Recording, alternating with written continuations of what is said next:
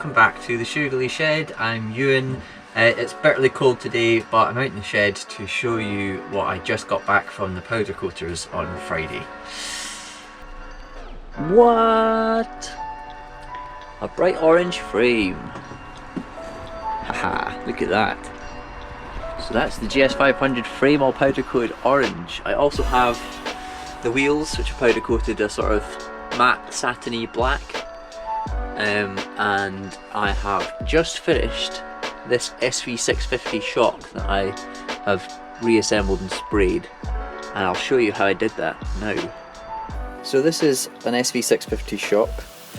They are not that much better than the GS500 stock shocks. I think they're a little bit stiffer, but either way it's longer. So that means it brings the bike up a little bit, and I've done this upgrade to my existing GS500, and frankly it makes the riding position way more comfortable, and I like it. It brings the bike up just a little bit more. So I'm going to do the same upgrade to this bike. The shock needs a little bit of modification. So currently it has a hole here and a threaded hole on this side. You need to drill a new hole which is ½ an inch from the centre of the new hole to the edge of the old hole. It's 3/4 inch centre to centre. I'm only working in inches because the guide I'm working from is American, but essentially it's a 10mm hole to be drilled. Don't know if you can see it just on my Sharpie mark there. I might scribe it and centre punch it as well, and then once you've drilled it, cutting off the excess, rounding it, making it look a bit more neat, and then the shock should go into the linkage okay.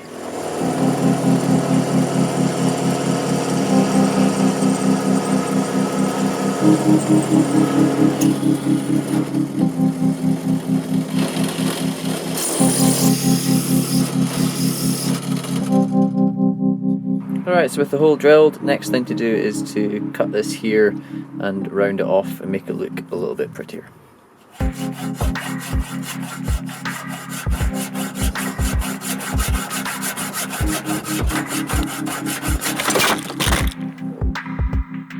So yeah, after that modification, we have an SV650 shock ready to mount into the GS500. The linkage has all been restored, new bearings all greased up, resprayed, same with the dog bones all resprayed. Haven't done these bolts up yet properly, they're just in there. It's probably not a good idea to tighten all the bolts before I assemble it, because the linkages classically need a little bit of jiggery pokery. That's a Scottish term for fiddling to get them to fit. So that's kind of what I want to do today, is get the swing arm on, which I've also resprayed, and get this shock and linkage together, and maybe have a look at the headstock. I've got new headstock bearings, and I got the headstock all powder coated as well. It's all in there. So maybe have a look at getting just a few things onto the bike, onto the frame, and make a start on it. So remember I did the welding of the trellis. It's come up quite nicely actually with the powder coating. Some of it's absolutely immaculate. Some of it's not amazing. You can still kind of see where I worked at it to try and smooth the welds off. But to be honest, you know, for someone who doesn't weld, or at least knows very little about welding, I'm actually quite chuffed with the result. And you know, when you stand back from the bike, you can't see it. And if you're looking closely, then it's obvious that I did it, and frankly I'm happy with that. Overall I think it gives the bike such a cool look, this trellising, so I'm really chuffed with that. And hey, there's always room to improve, right? If you're not got any room to improve, then you might as well just stop what you're doing now. Well, as expected, I'm going to have to do this outside, just for space. I should be able to store it in the shed, but working on it is just too tight in the shed, and I really don't want to knock this fresh powder coat, because that would be a shame. So first on is the swing arm, and then we can have a go at getting the shock and the linkage all together.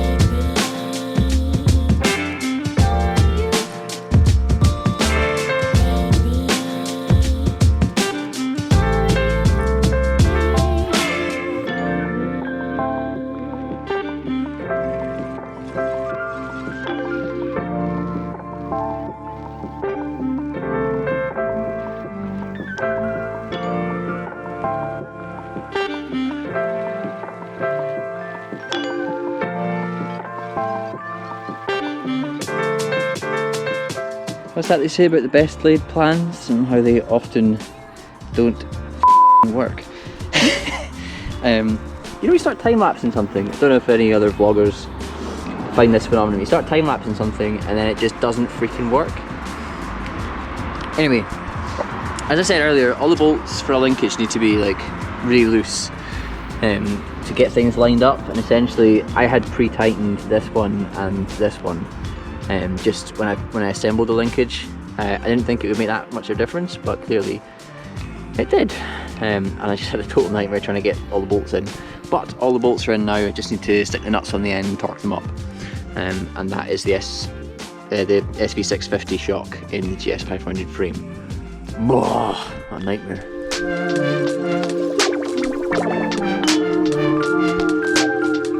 Okay, so the headstock bearings, you've got a bearing race that needs to be pressed in to the headstock there, and one underneath as well, and then there is a corresponding race that goes onto the steerer tube, and then the bearings, and then there's a bearing set to go on the top as well, and then they all compress together. So the first job is to press these in. You can drift these in if you've got a drift. I've got a socket here that fits perfectly over it. You basically don't want to damage that inner smooth surface because that's what the bearing runs on. Right, both races are in place. Beautiful. So now the races are in the frame, the next job is to put the bearings, the needle bearings, onto the stem here. There's a little dust seal that goes on first. You just push that on by hand, and then this needs driven on. And conveniently enough, the stanchion that I chopped off of the bent set of forks fits absolutely perfectly over the top to use to drive it.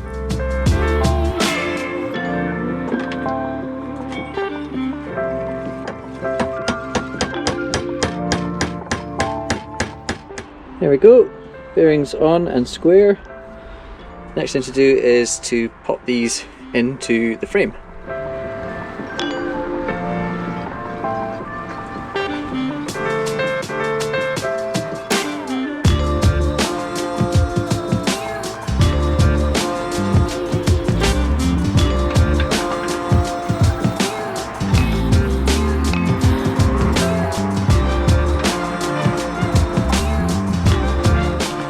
Okay, bottom and top parts of the triple tree are on, it's nice and smooth.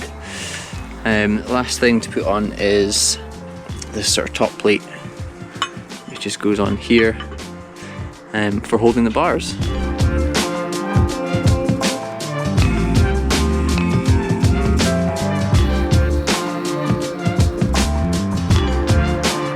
Well, as is my luck, my GoPro ran out of battery, so I'm shooting this on my phone.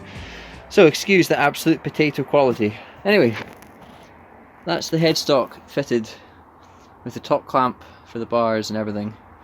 And obviously we've got the swing arm, the shock and the linkage all on. The chain is on, before anyone asks. The chain is on in one piece because I had a full chain and sprocket set for a GS500. It came off a bike that literally did about, I don't know, 50, 100 miles since that was fitted. So it's in really good condition, and I didn't want to throw it away, so I'm using it on this bike. And I also didn't want to split the chain unnecessarily, so yeah, they went on with the swing arm. I've wrapped it up and padded it out so it shouldn't damage the paint while I work on it. Anyway, that's pretty much my job's done for today. I am absolutely exhausted. It was a bit of a mission getting those swing arm bolts in to line up. It always kind of is. I've twisted my back as well. Anyway, I'm away to have a gin. Alright, thanks for watching this episode.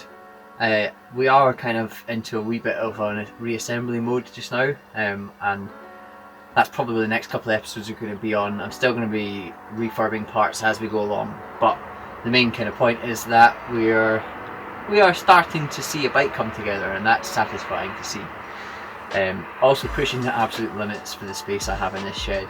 I don't know I don't know what I'm going to do once I get the engine and things. It's probably, as you can have, be parked outside with a cover on it. But I mean, everything is stainless steel bolts I'm using. Everything's been powder coated and painted, so hopefully that shouldn't be too much of an issue, and hopefully the weather will get a little bit nicer and that will improve things as well. Anyway, I'm rambling. Thanks for watching. As usual, give me a like, leave me a comment, and make sure you subscribe to the Shoogly Shed channel for the rest of the videos and all the previous ones in this series. Thank you very much. Good night. Goodbye.